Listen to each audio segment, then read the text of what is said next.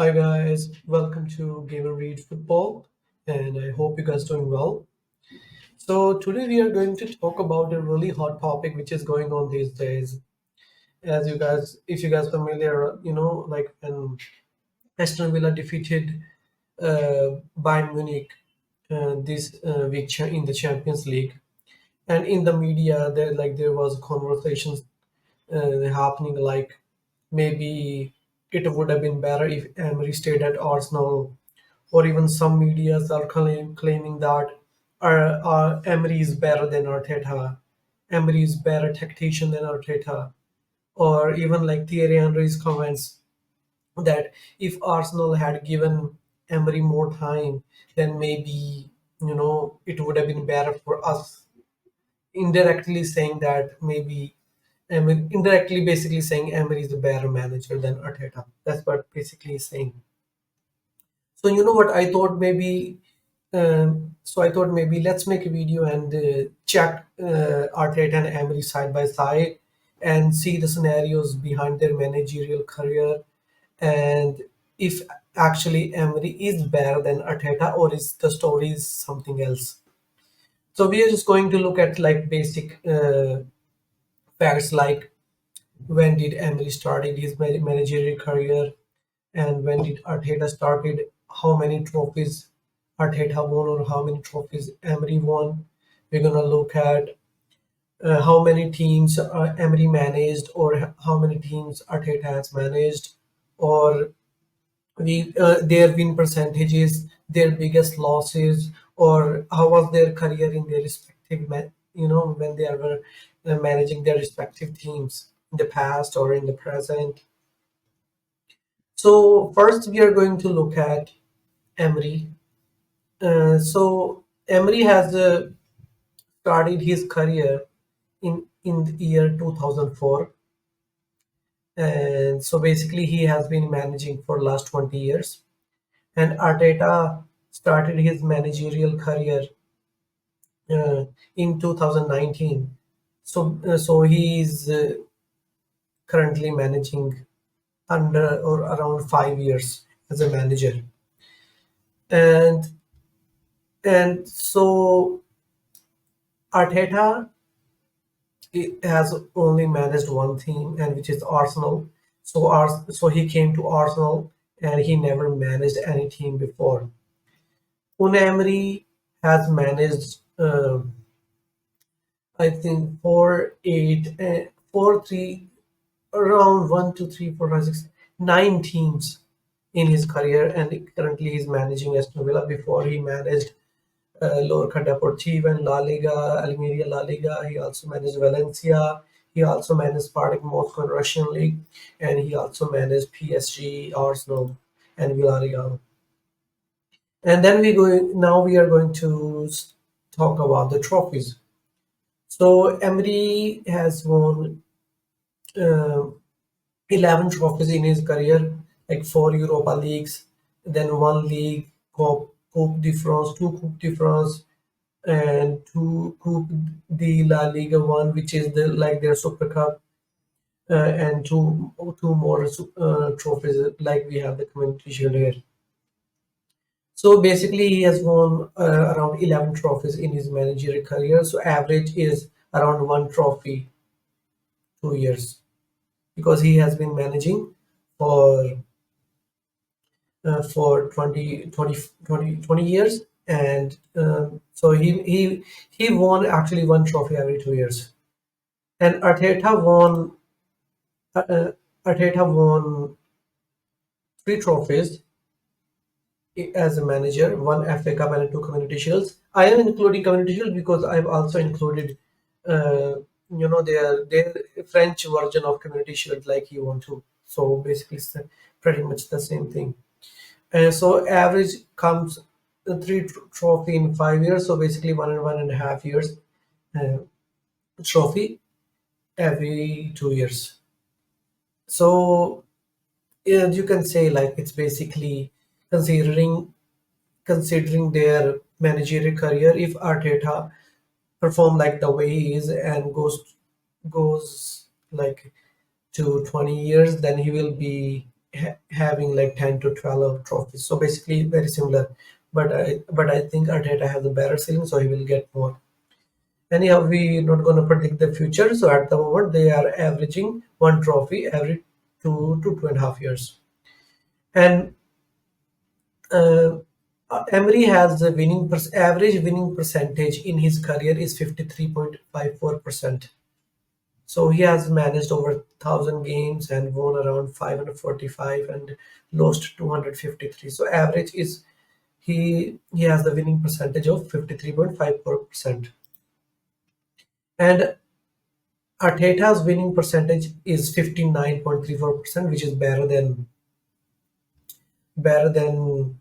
Emery. And considering in this the type of situation Arsenal Arteta came into us the type of team we had, the performance we were giving, finishing twice eighth. So he has a winning percent of 59%. He has managed around 250 games and won 143 and lost 57. And then we are going to talk about uh, his Emery's managerial career in various leagues, or you can say when he was working for other teams. So he was winning. He won three back-to-back Europa leagues. Uh, he managed Sevilla from 2013 to 2016, and he won three back-to-back Europa leagues. And then you would be like, when you win, as we know, when we win Europa League, you go back to Champions League, right? So how can you win back-to-back Europa League? The only way you can win back-to-back Europa Leagues, if you go to Champions League, couldn't qualify for the last 16, does miserably, performs miserably in the group stages, draw back to Europa League and win that competition. In 2014-15, so Sevilla finished third with 6 points, and they dropped down to Europa League and won that competition. So basically, what he was doing is qualifying for Champions League, couldn't get into the last 16, then dropping back to Europa League and winning the competition, then again going back into the Champions League, couldn't get into the last 16, then dropping back to Europa League. So it's like you were in grade 12, you fail that class, then you drop drop down to grade 11, you you become a topper in the exam, then again you go back to grade 12, you fail the grade 12, then you go back to grade 11 and you become top in grade 11, then you go back to grade 12. You getting my point? So basically in the Champions League his performance was miserable. So so in Europa League you can say that his level.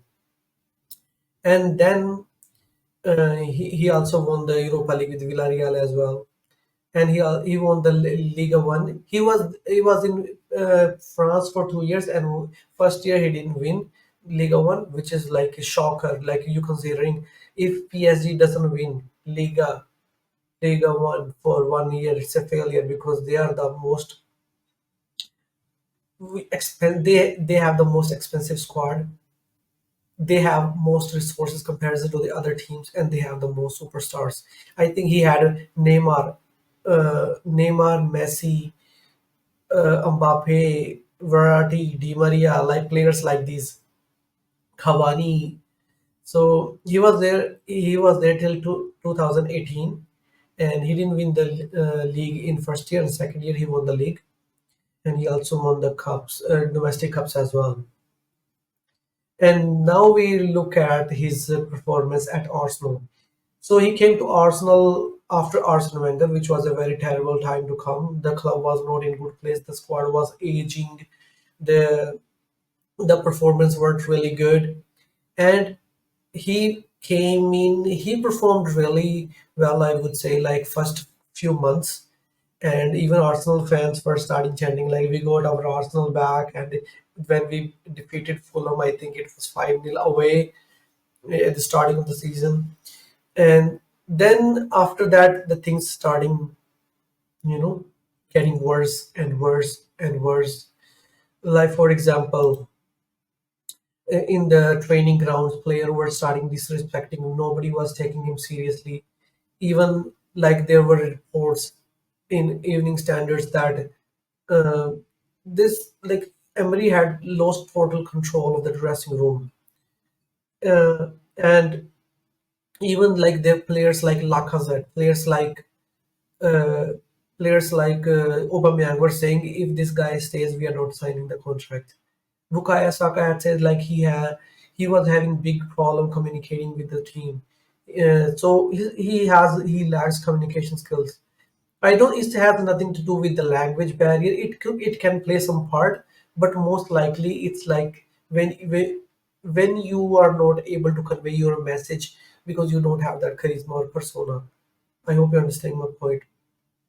Then he had a big fallout with Granit Xhaka, and players were making fun of him. You know, when he used to say good evening," and players were making fun, even rival fans, even media, everybody. So he was kind of treated like a joker when he was at Arsenal.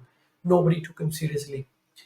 I remember like watching the game against Frankfurt. Even fans, stopped coming to the games. Empty stadiums, like you looking in the stadium and you were like, where is everybody? You know, stadiums were empty.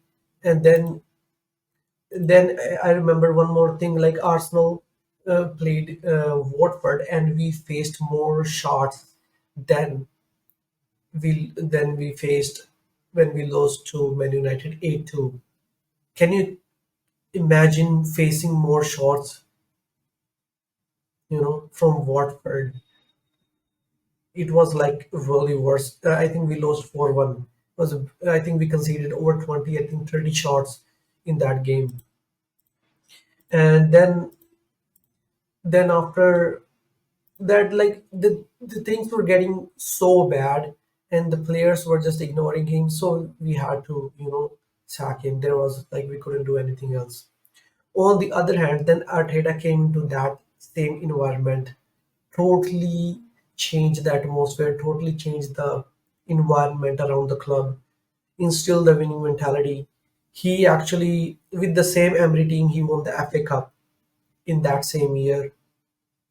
And also, um, he built that team, what we are saying, Gabriel Saliba, Bukayo Saka, Martin Odegaard, Kai Havertz, Declan Rice, Thomas Partey. It's his team. He actually made them play better. He actually improved every single one of these players. Ben White. So that's his team. And as we are challenging like back to back from last 2 years in the Premier League, and we go to the quarterfinals of the Champions League, which was I think first time till 2014. And I think this year we're gonna go even further. I'm pretty sure the way team is performing. So if you look at the longevity of the Emery career, he is a good manager. But the problem when you see the pattern, whenever he goes to clubs like PSG, Arsenal, like top level clubs, like he cannot handle the pressure. He cannot handle the egos of the dressing room. Like players don't take him seriously. But he is good for clubs like mid clubs, like not like mid in a bad way, but at tier two clubs like Sevilla, Villarreal, Aston Villa. Like he is good for them because he commands the respect, and those there aren't that many egos in those dressing rooms, so they listen to him. And he also, because if Aston Villa didn't finish top four last season, nobody cared. Even if he had finished top six, everybody would have been fine. So he overachieved, getting them top four. Even this season, if they're not getting top four, nobody will say anything. Even if he comes eighth, Aston Villa fans will be like, you know what, at least we are playing good football. So it's the expectation and the pressure that he cannot handle whenever he goes to the bigger clubs. But whenever he goes to the tier two clubs, so it's fine for him. He overachieves, but when you don't put too much pressure on him. I hope you guys are understanding my point.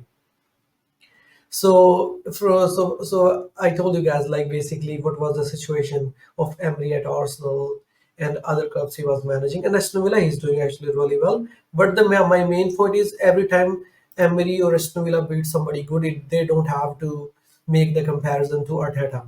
That's why I was like, you know what, I have to make this video to put that in perspective into like to put that into perspective that like he's a good manager, but whenever it's come to the Arsenal, like he was not good at all. And Emery may be good for Aston Villa, but he was not good for Arsenal. So that was the main point. So you guys do let me know, like, what do you guys think? My criteria of comparing them, and you also let me know in the comments, like, if you think he is actually a better manager than Arteta. I would love to hear your feedback as well. And please do guys like and subscribe the video, comment, and do let me know if you have any other topic you would like me to comment on or make videos about. And I hope to see you guys soon in the next video. Bye.